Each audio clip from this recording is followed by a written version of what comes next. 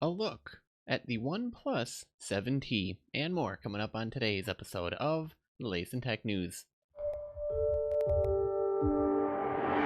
Hey Gadget here, you're just in time for the latest episode of the world's only 3-in-1 show on tech, gadgets, and gaming news. That's right, this is the latest in tech news. My name is Taylor American. If you're new here, hit that subscribe button so that you don't miss out on the latest. We do this on daily around here, except for Saturday and Sunday, so we would hate for you to miss out. By the way, the easiest way that you can, tell other people about this show and what you're finding out is by sharing. This episode, I found out that sharing is caring, and caring is what makes the world go around. Don't quote me on this. I might have heard it from some television show from a bygone era. So I could be quoting something from sometime in the past. I don't know. Regardless, today we have a pretty packed show, albeit light, because okay, I'm running like 2 companies on the side here, guys. I'm gonna be honest, on top of a full-time job and taking care of a family. So I don't really have time for much else. So unfortunately, some things have to be sacrificed along the way, and in this case, I know you're probably used to a lot more articles popping up on the daily show that we do around here. But bear with us. It'll just be a short kind of cream of the crop from tech, gadget, and gaming news, respectively, and I'll just be covering that for today. Speaking of which, our feature story we'll be taking a look at is the OnePlus 7T, specifically the review coming from CNET. So we'll be taking a look at all of that. We'll also be taking a look at, well, ahead of TwitchCon, Twitch changes its logo and branding and layout of their entire website, everything. Oh my goodness, it's kind of you get confused really quick just looking at everything, but we'll be covering all that. And finally, we'll be taking a look at Apex Legends Season 3 comes with the game's first new map. So it's kind of exciting news. But before we can get into that, let's take a look back on today in tech history.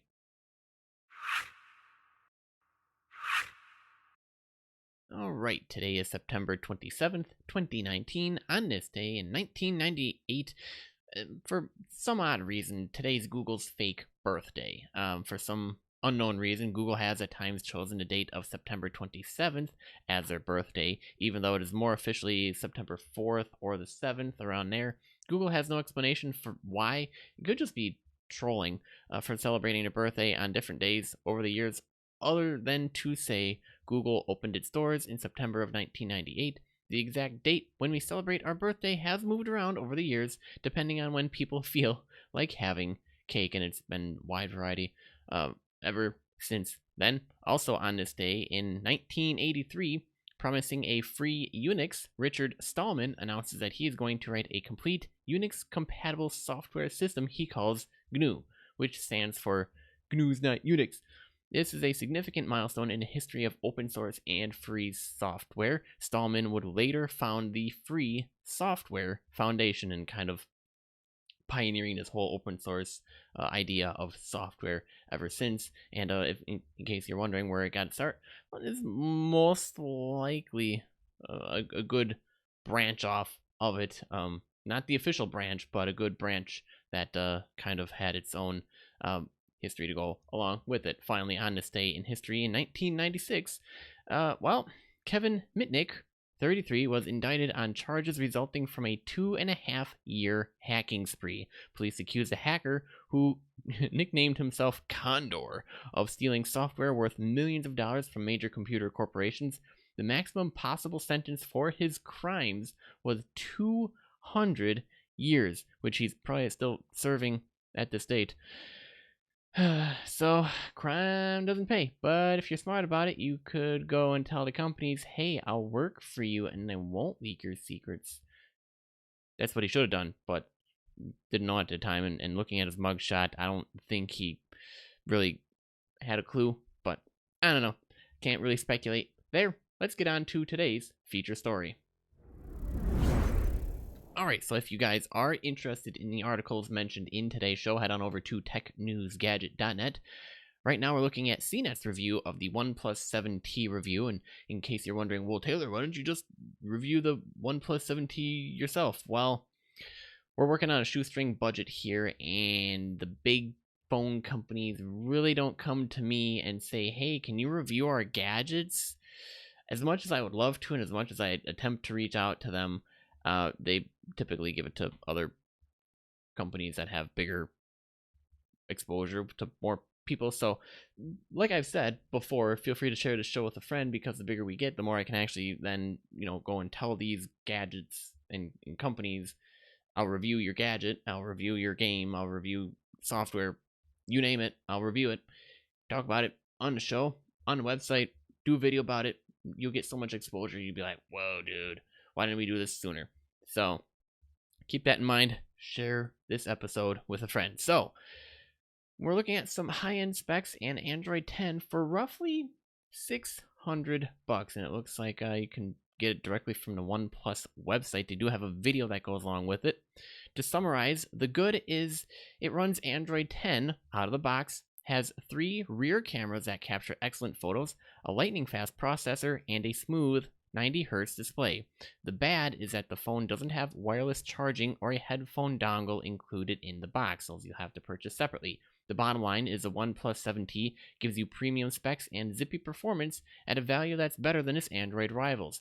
But go for the OnePlus 7 Pro if you have the money. It looks like overall the score that CNET gave it was an 8.6, I believe, out of 10. A lot of the high points were performance, camera, and battery, followed quickly by design and features. And it almost got a full 5-star rating. So yeah, it's looks like it's doing pretty good. What you need to know is that the OnePlus 7T isn't as premium as the OnePlus 7 Pro, but it still made it the best bits. And I swear I'm gonna sneeze here any moment now. So if I do sneeze, pardon the air. That includes the 90Hz screen, a triple rear camera that takes excellent low light shots, and a fast charging battery. It also has the latest Android 10 out of the box and is cheaper to boot at just $599 US. UK pricing is unavailable at this time, but that would roughly translate to about £485. And keep in mind, the phone won't be sold in Australia. It will be available unlocked and in the US through T-Mobile too. The phone will also work on Verizon and AT&T, but not Sprint. So at that price, the OnePlus 7T is competing with the $750 Galaxy S10e, the $599 Pixel 3 XL, now discounted in the US since the Pixel 4 XL is out in the middle of October, and its own counterpart, the OnePlus 7 Pro, which starts at $669. Because the OnePlus 7T packs so much high-end hardware while remaining $150 cheaper than a Galaxy S10e, well, you can do it based on value alone, you might prefer the OnePlus 7T, based purely off of that. Compared to the Pixel 3 XL, the 7T is also newer, takes nighttime photos as good as the Pixel, and has more storage. And I also did a lineup here for us as well. So it looks like a lot of the high points on a lot of the phones. Obviously, the Samsung Galaxy Note 10 scored 10, and Note 10 Plus scored a 10 on, what was it, battery? And those were really high points on that. The OnePlus 7T scored a 9 on the battery, and then like overall rating on all of it, kind of interesting. But if you're eyeing the OnePlus 7 Pro and it's within your budget, it's $70 more than the 7T. If that's seriously going to break the bank, don't worry about it. But if it is, go for it. It'll update to Android 10 very, very soon, according to OnePlus, and it has a slightly bigger battery compared to the OnePlus 7T. Plus, there's no denying that its pop-up camera is just plain cool. So, the OnePlus 7T has a teardrop notch instead of a pop-up selfie camera. Bunch of other things too. Oh, it also comes in 2 new colors: frosted silver and glacier blue. Yeah. So just in case they have other design takeaways, some close-up photos of the whole thing, and then they take a look at the breakdown of the triple cameras taking great low-light shots. You can look at this. You can see the fine details in an amply lit outdoor shot. is pretty good, pretty good. So if you guys want, like I said, to read the full article for yourself and make your own opinion, feel free to do so. It will be in the show notes for this episode. Otherwise, let me know down in the comments what you think of the OnePlus 7T. I don't know. I've always been a fan of their phone. Like, somehow they beat out all the odds, managed to make it cheaper than its competitor's phone, which they're all currently fighting at like a higher price point.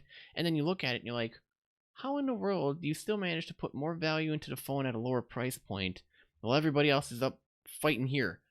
I have no idea, but somehow they pull it off year after year after year, and that's kind of one of the big reasons OnePlus is big here, or getting that way in the US, because you keep hearing about it so often. You're like, why do they keep coming back? Why do they keep coming back? I swear I've done an article on OnePlus in the past, but a lot of it has to do with their marketing strategy, and a lot of it has to do with they just make really good phones. They just happen to know exactly what the market wants.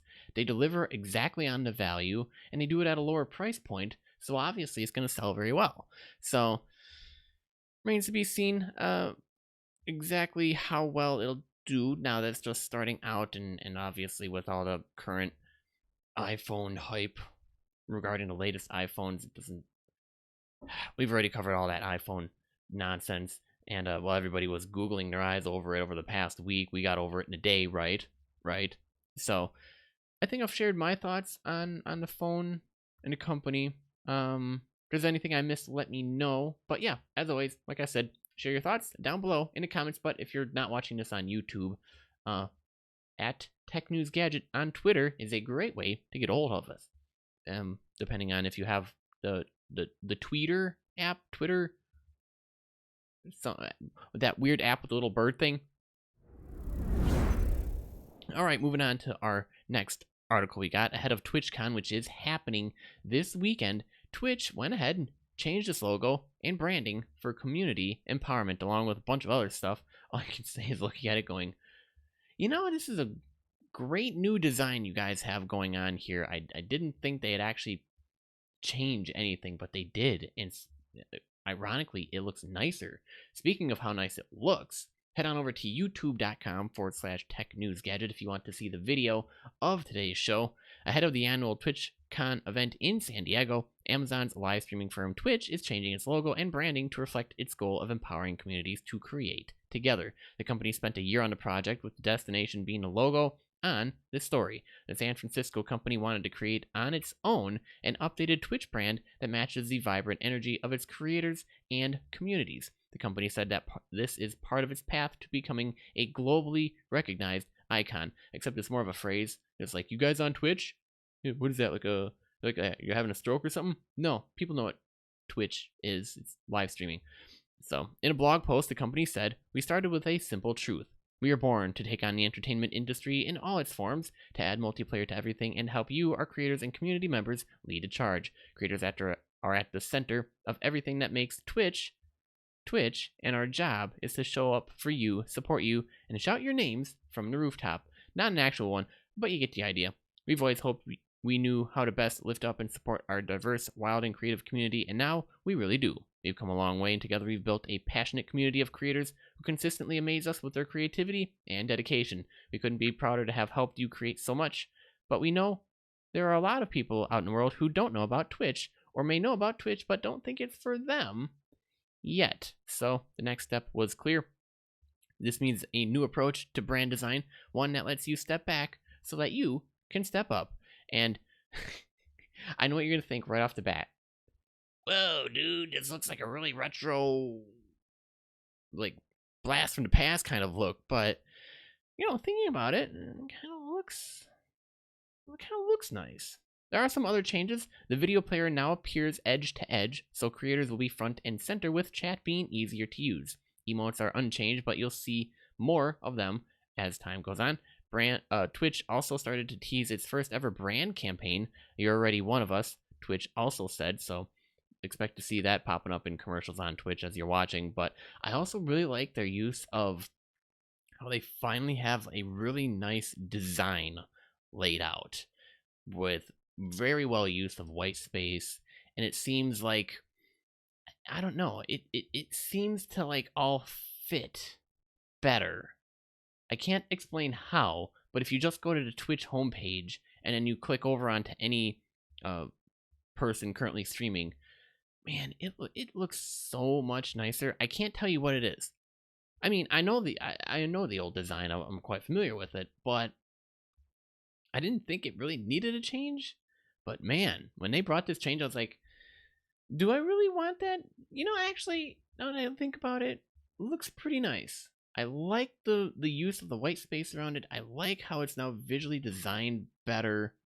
I don't know, it just fits. It works better. So, yeah, Twitch goes on to say, this is the first of many steps we're taking with our new shared understanding of what Twitch's brand and product experience should be. We're lucky to be able to support such a vibrant, passionate community of creators, viewers, and everyone in between. These changes are all putting you front and center and equipped to shine as you reinvent what entertainment is and can be. We can't wait to see what you do with them. So, if you're on Twitch, you've probably already been aware of all the changes that are going on, and if you haven't, well, stop on by twitch.tv. Yes, I know TechNewsGadget is on there, but that's not our streaming platform of choice. When we do stream, we tend to stream more on Mixer. It's just it just fits more. But I do like the changes that Twitch has made, and it looks a heck of a lot better than it did before. All right, and finally, we got some gaming news for you guys. Apex Legends Season 3 comes with the game's first new map. Respawn describes World's Edge as an arena where molten heat and chemical ice collide. And, we got an image on the screen here. With the start of Apex Legion Season 3 just days away, developer Respawn Entertainment has saved the biggest surprise for last. When the new season starts next Tuesday, players will get to check out the game's brand new map, World's Edge. Respawn shared a cinematic trailer this morning that helps give a sense of the new battleground. Join our cast of legends, including the newest legend, Crypto, on a dropship as they're whisked from planet Solus towards World Edge on planet Talos. Molten heat and chemical ice collide. Don't worry, we're not playing a video. I know what you're thinking. Just hit the button, hit the play button. No, I can't. Copyright. So if you are interested, like I said, there will be a link to the article in the show notes, and you can click over there and you can watch the launch trailer. The studio describes World's Edge as a map where molten heat and chemical ice collide. In practice, this means you'll be fighting across both snow-capped and heat-scorched terrain. What appears to be the highlight of World's Edge is a fast-moving train that cuts across the arena. The entire setup is reminiscent of Korean director Bong Joon-ho's Snowpiercer, which is fitting since Crypto, the new playable character Respawn is adding with Season 3, is also of Korean descent. With this being our first glimpse of World Edge, Respawn is likely going to be sharing additional details about the map over the next 4 days before Season 3 launches. So, if you guys are all excited about that, there you go. You now have your answer to Apex Legends. I know some people just swear by it. They're like, man, Apex Legends is everything that Call of Duty could be. And now they're like, oh, shoot, Modern Warfare is coming out, and that might actually fix everything, so I might just jump back on a Call of Duty bandwagon. I don't know. Everybody has their own favorite preferences and favorite games. Me, I actually, I enjoy Apex Legends. It feels easier for me to use and play than Call of Duty, and it's most likely because of Black Ops problems. I mean, I started with Modern Warfare 4 back in the day, or what is that, Call of Duty 4? One of those weird games where one of the perks was if you die, you drop a grenade. I'd use that all the time. It was called Martyr, and so I would just run into a room of the enemy base, and then I'd just blow up, and I'd usually get like 5 kills from the grave. I'd get like my kill streak go back up, and then I'd be all excited about it. That was the game that I played, and yes, I actually did record videos and put them up on YouTube back in the day. That was probably the first and last time that I was excited by a Call of Duty game and enjoyed the multiplayer experience. Ever since then, it's just been incredibly frustrating, and that's why I hadn't really ever played Call of Duty ever since then. Even up until recently, I'd play it and I go, I still don't like it. Apex Legends, however, I play it and I'd enjoy it, and I'd say, this reminds me of Call of Duty back in the day. Lots of fun, really enjoyable, and not a difficult learning curve either. Like, I could understand it. It made sense. It wasn't difficult. I didn't have to worry about building like in Fortnite, and so I could actually just enjoy myself playing the game. So if I happen to miss anything on the show that you want mentioned, be sure to let me know either down in comments below or on Twitter at TechNewsGadget. All right, and with that, that wraps up this episode of the latest in tech news. Thanks for tuning in. New episodes every weekday. And remember, there's not going to be any episodes Saturday and Sunday, so we will see you back here on Monday, which I believe also coincides with International Podcast Day. Go look that up on Twitter. It's an exciting, fun, full day of podcasting events going on around the world. So International Podcast Day, if you guys are interested, I believe it starts Sunday afternoon and lasts until Monday evening. So latest in tech news can be found on every major platform, including Apple, Spotify, Google, YouTube, Stitcher, Overcast, and more. Now, if you enjoyed this episode, be sure to let us know by clicking that like button and by sharing it with a friend. Also, double check that you are subscribed so that you don't miss the next episode. I'm your host, Taylor Merrick, and remember, for latest in tech, gadget, and gaming news, visit TechNewsGadget.net. Pretty much, keep being awesome, guys, and I'll see you on the flip side.